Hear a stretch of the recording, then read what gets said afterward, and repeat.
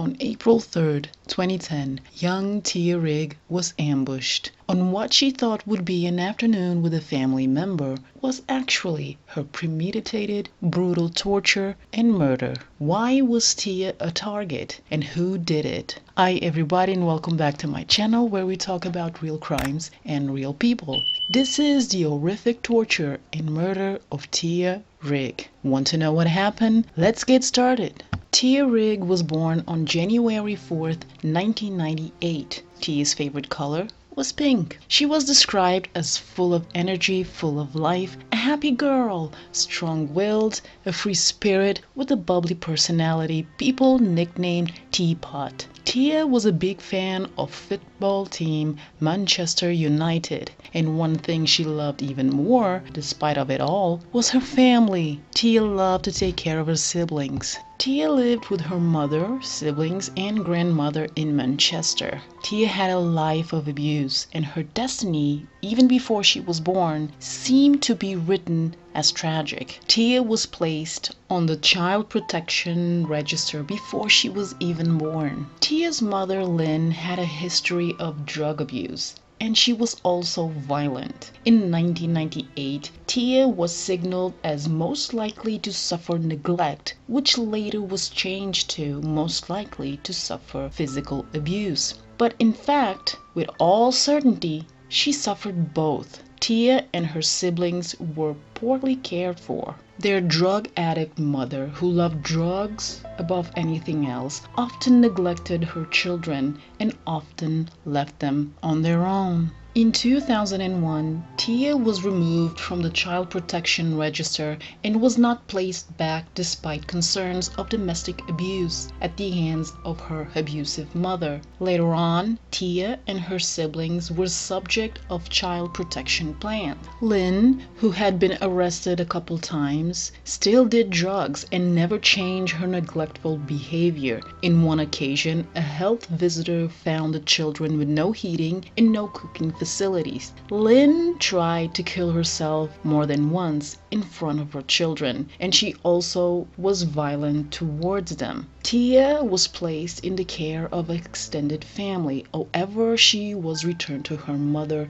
in 2008 because Lynn had a falling out with her aunt's family. Then, Child Protection Review Conference decided the child protection plans would be discontinued, unfortunately. And this was due to inaccurate information and lack of thorough supervision. Tia's mother was still doing drugs, and there was still violence in the family. The chaos was embedded, and Lynn was a monster in her children's lives, who most likely had demons of her own. Several incidents happened with the family household from October 2009 to March 2010, but child protection agencies made no intervention. Tia and her siblings' safety was neglected by her family and also by agencies advocating for children's well-being. They weren't a priority. Just a few months before Tia's horrific death, there were incidents of domestic violence, neglect with the children being left on their own, and Lynn was still doing drugs. One thing is for sure, Lynn was losing the battle against drugs.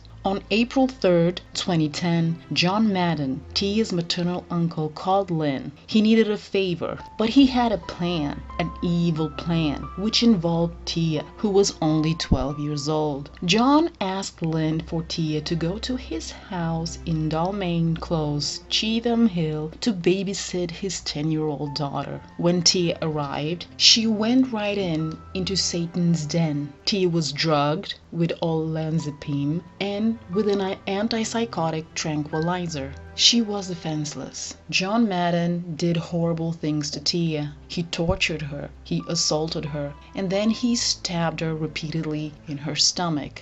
And to finish things off, he strangulated Tia with a ligature made from a guitar string. In just 45 minutes, after Tia arrived at John Madden's house, she was drugged, tortured, assaulted, and murdered by her evil, uncle. After killing Tia, John Madden called 999 emergency number to report a murder. He gave his name and address. The phone operator asked what had happened, and he answered his niece had been murdered by him. Just 2 minutes after the call, the police arrived at John Madden's house. He opened the door. He was calm and took the officers upstairs. When the officers found Tia, she was lying on the floor face up. Tia was naked, just wearing socks. She had a ligature around her neck. Her hands were tied behind her back with shoelaces. Near Tia's lifeless body, there were 2 knives with blood, a broomstick, and a sex toy with bloodstains. Autopsy examination concluded Tia had suffered severe blood loss from the stab wounds and had internal injuries. Her primary cause of death was ligature strangulation. Toxicology revealed Tia had been drugged. While authorities investigated the brutal killing, they discovered John Madden, who was 38, was unemployed, divorced, and had 1 child. They discovered in his computer an extensive library of explicit images involving children. He downloaded sadistic snuff movies from the internet. For the past year, he had developed an obsession with images and literature involving assaulting, torture, and inappropriate acts against children. He had hundreds of images of child abuse and violent child pornography. He also had extensive materials about methods of killing, all leading up to April 3, 2010, and Tia's brutal death. On October 4th, John Madden pled guilty to torture, assault, and murder. When talking to the police, he told the police he had heard voices,